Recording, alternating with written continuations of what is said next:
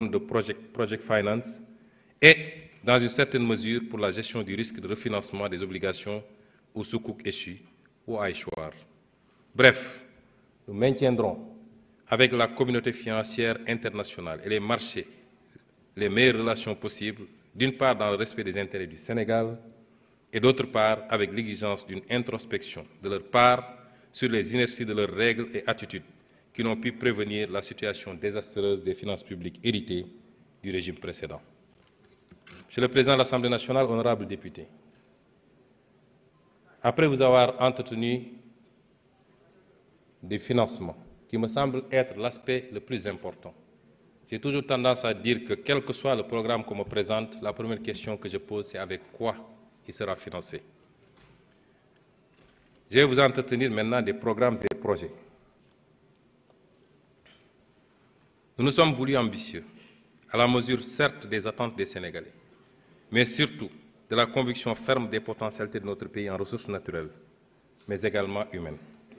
Mon gouvernement s'engage à bâtir une économie attractive et compétitive, où la démocratie économique, par la liberté économique et l'inclusion, seront de mise. Nous mettrons en œuvre les réformes structurelles nécessaires pour un environnement des affaires de classe mondiale, libérer le potentiel du secteur privé national pour l'essor de véritables champions nationaux, innovants et conquérants, et créer de l'emploi. En effet, les nations qui réussissent le mieux dans le monde sont celles qui permettent à l'initiative privée de se développer, par un État sachant anticiper les mutations, planifier les actions de développement, réguler efficacement et dans la transparence les activités économiques, construire les bases fondamentales du développement et réinclure socialement les plus faibles partout sur le territoire national. Pour ce faire, nous ferons la cartographie des chaînes de valeur dans nos territoires et ferons la promotion d'un dialogue public-privé, sincère pour identifier les appuis à apporter à notre secteur privé national. Notre objectif est de créer un cadre où chaque Sénégalaise et chaque Sénégalais pourra développer et exprimer ses talents et sa créativité, où chaque entreprise, quelle que soit sa taille, peut prospérer et contribuer pleinement au progrès national sans devoir recourir à l'informalité. Notre engagement à faire du secteur privé le moteur de la création de richesses et d'emplois se traduira par la réforme du Code des investissements, afin d'en faire le seul régime d'exception. Cette réforme vise à élargir les secteurs éligibles, ainsi qu'à revoir les critères d'éligibilité pour inclure dans son champ d'application la petite, voire même la très petite entreprise. Intégrer la problématique de l'accès au foncier, les incitations non fiscales ou la redéfinition du régime de protection des investisseurs. Un programme de marketing international sera mis en place pour vendre le label Invest in Sénégal. Les procédures administratives relatives à l'investissement et au commerce extérieur sont revues en profondeur. De manière plus globale, une transformation ambitieuse de l'administration publique sera menée pour en faire une institution moderne, accessible et centrée sur les besoins des usagers. Les grands registres de l'État seront digitalisés et une phase pilote zéro papier remplacera les procédures traditionnelles par des solutions numériques pour simplifier les démarches et réduire les délais. Les contrats de performance seront généralisés pour renforcer la culture de responsabilité et améliorer l'efficacité des services soutenus par des mécanismes de suivi et d'évaluation rigoureux. Pour garantir l'équité des politiques adaptées,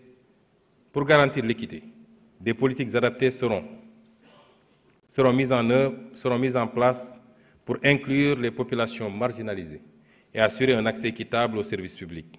Une stratégie nationale d'accueil et d'orientation institutionnalisera un service adapté à tous.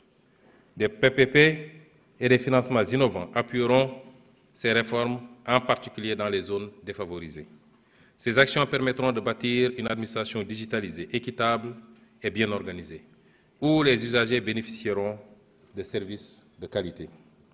Les zones économiques spéciales et les agropoles seront redynamisés, après évaluation pour en faire de hauts lieux d'accélération de la transformation productive de notre pays. Ils seront des outils nous permettant d'améliorer la compétitivité du Sénégal par la réduction du coût des facteurs et la mise à disposition d'infrastructures et des services de haute qualité pour les investisseurs. Le gouvernement mettra en place une véritable stratégie d'import-substitution efficiente.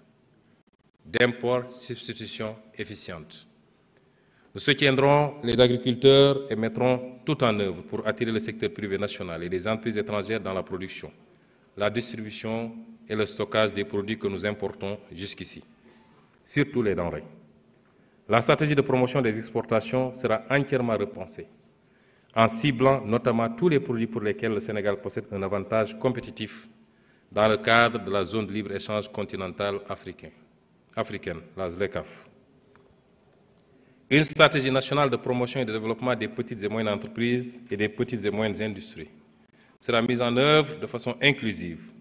Elle servira de cadre d'intervention harmonisé pour davantage organiser les structures d'appui et d'encadrement, faciliter l'accès au financement et au marché, renforcer les compétences entrepreneuriales et aménager les protections nécessaires pour favoriser l'éclosion de nos industries naissantes.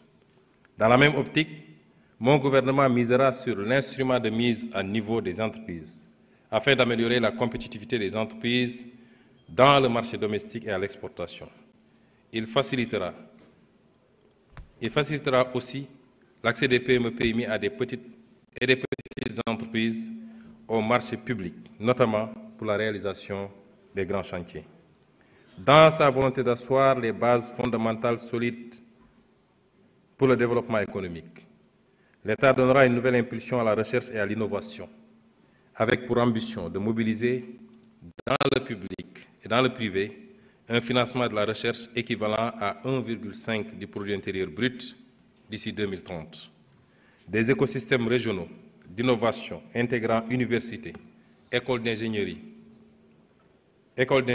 industries et centres de recherche seront développés pour résoudre les problématiques de développement endogène, augmenter la capacité nationale en production de brevets et de prototypes et valoriser les résultats de la recherche et de l'innovation. Le Sénégal émergera ainsi comme un pôle africain reconnu pour la qualité de sa recherche et de ses innovations. Des infrastructures de connectivité et de logistique. Des infrastructures de connectivité et de logistique modernes et durables seront implantées partout sur le territoire national, à l'intérieur des pôles comme pour les relier, en engageant des réformes institutionnelles, en mettant en œuvre de manière méthodique les schémas directeurs de développement des aéroports régionaux et un schéma directeur des chemins de fer. Il s'agira également d'optimiser les infrastructures maritimes et portuaires, port de Ndayane, de Bargny, de Sendou, de futurs ports de Nikin et éventuellement de Saint-Louis, et de renforcer les capacités de la flotte maritime pour soutenir le commerce. Il en est de même de la poursuite de la construction de routes et de pistes de désenclavement afin d'améliorer la connectivité au plan national. Nous arriverons ainsi à mailler nos territoires à travers 5 corridors stratégiques. 5 corridors stratégiques performants reliant les 8 pôles territoires de l'agenda de transformation par voie routière et ferroviaire. Le développement d'infrastructures de transport et de logistique sur ces corridors permettra de réduire les frais de transport et de logistique ainsi que les délais d'acheminement des produits Made in Sénégal vers ses voisins proches. Le système de transport public sera également amélioré au niveau urbain, intra-urbain et rural, afin de faciliter la mobilité à moindre coût des populations, quel que soit leur lieu de domicile. La mise en place des leviers de compétitivité globale que je viens de répertorier constitue un préalable pour le succès de nos stratégies de développement des secteurs productifs. Le gouvernement travaillera à donner corps à l'ambition nationale retenue dans la vision Sénégal 2050 de développer 4 puissants moteurs de croissance, l'agriculture au sens large et les industries agroalimentaires, telles que les filières céréales locales, arachides, oléagineux, horticulture et produits forestiers non ligneux, produits d'élevage, produits halieutiques, agro-industrie, coton et sel.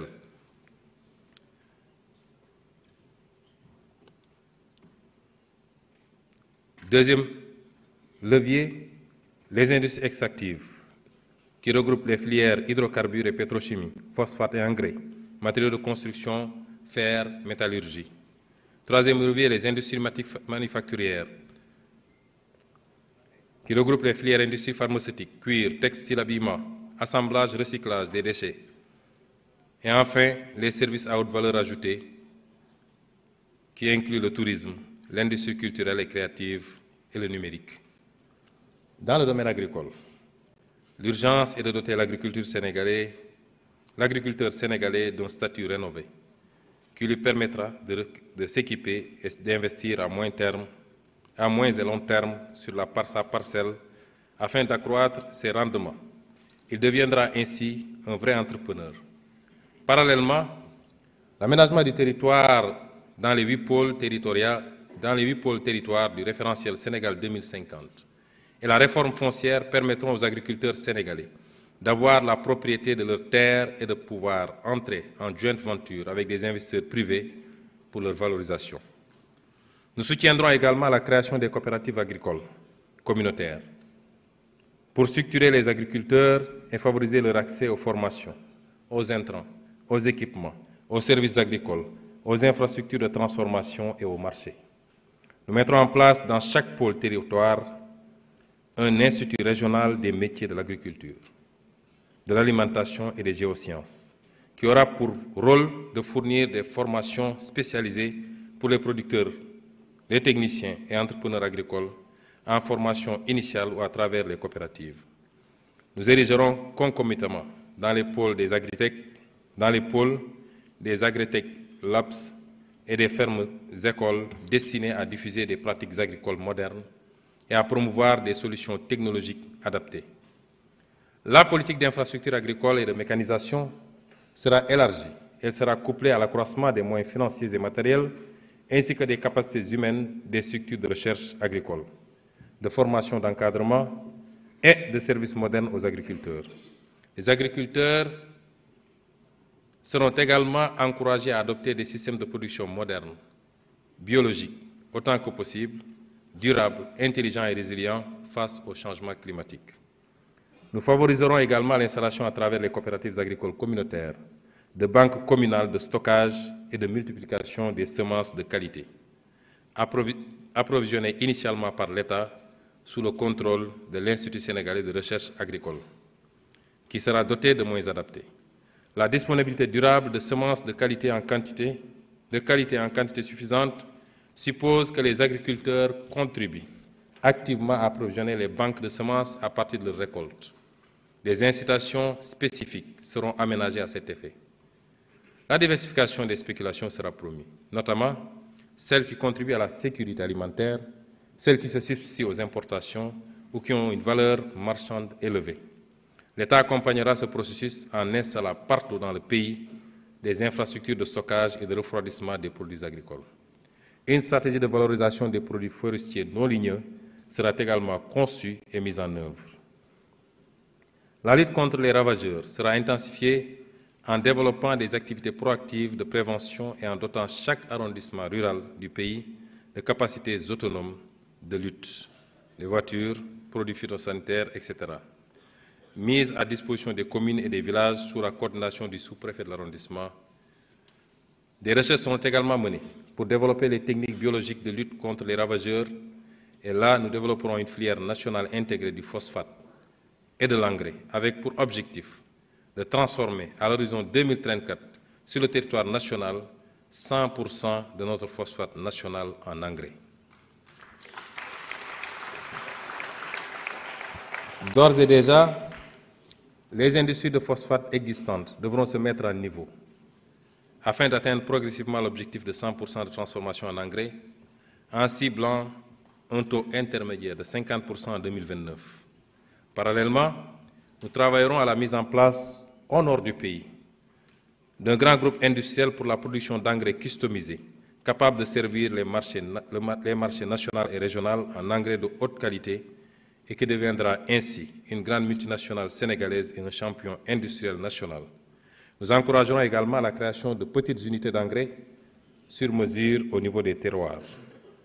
La maîtrise de l'eau sera améliorée en augmentant les surfaces aménagées autour des fleuves et en promouvant la petite irrigation par mini-forage ou par moyen de stockage d'eau de pluie.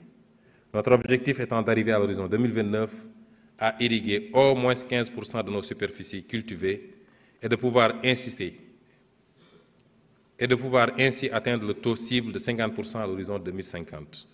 Cette option d'une agriculture irriguée nous permettra de réduire fortement le sous-emploi en milieu rural et d'offrir une occupation et des revenus permanents aux acteurs du monde rural. En matière d'élevage, le gouvernement appuiera la mise sur pied d'organisations d'éleveurs dans les pôles à vocation agro-silvopastorale. La filière sera modernisée pour le développement de fermes à haut rendement dédiées à l'élevage intensif et à la satisfaction de la demande nationale en lait et en produits laitiers. La production de fourrage et les services d'appoint, comme l'insémination artificielle et la santé animale, seront promus. Nous veillerons à moderniser le suivi des cheptels grâce à des moyens digitaux pour prévenir le surpâturage et lutter contre le vol de bétail. Nous veillerons également à la remise en état des réserves sylvopastorales du type du ranch Djibo-Leitika à Doli. Et nous développerons de nouvelles infrastructures d'abattage, de stockage, de traitement et d'emballage des produits d'élevage aux normes internationales de qualité et de sécurité sanitaire. La loi d'orientation sylvopastorale, en cours de révision, propose une batterie de réformes afin de produire une nouvelle dynamique dans l'exploitation des systèmes agraires, forestiers, piscicoles et pastorales. S'agissant de la pêche et de l'aquaculture, la politique de pêche durable sera appliquée dans toutes ses dimensions et des mesures conservatoires seront prises contre la pêche illégale ou la surexploitation des petits pélagiques. Les capacités du pays en surveillance maritime et fluviale seront renforcées à cette fin. L'activité des usines de farine et d'huile de poisson sera mieux encadrée. Des points de débarquement modernes et équipés seront aménagés sur l'ensemble du littoral en complément du renforcement des services d'appui, des chaînes de valeur et de promotion des activités de conditionnement et de transformation pour moderniser la pêche artisanale. Les accords de pêche préserveront les intérêts de l'État et ceux de nos pêcheurs. C'est dans ce cadre que s'inscrit la décision du gouvernement de ne pas renouveler les accords de pêche avec l'Union européenne à son terme. L'aquaculture sera activement développée en zone rurale, en faisant une activité complémentaire de choix pour les paysans, ainsi qu'un moyen d'approvisionnement en poissons frais et de qualité pour toutes les populations du pays. Dans le domaine de l'industrie, le principal enjeu est de doter notre pays d'un tissu industriel densifié et harmonieusement réparti sur le territoire, apte à bien positionner les produits et services made in Sénégal dans l'ensemble continental africain. L'industrialisation est un processus long et difficile, mais nous y parviendrons avec méthode, par le biais des filières agro-industrielles, des industries extractives, des industries manufacturières, ciblant les produits textiles, d'habillement et du cuir, ou le montage local de produits industriels de consommation courante, des matériaux de construction et des industries de services à haute valeur ajoutée. Pour chacune de ces filières, nous mettrons en place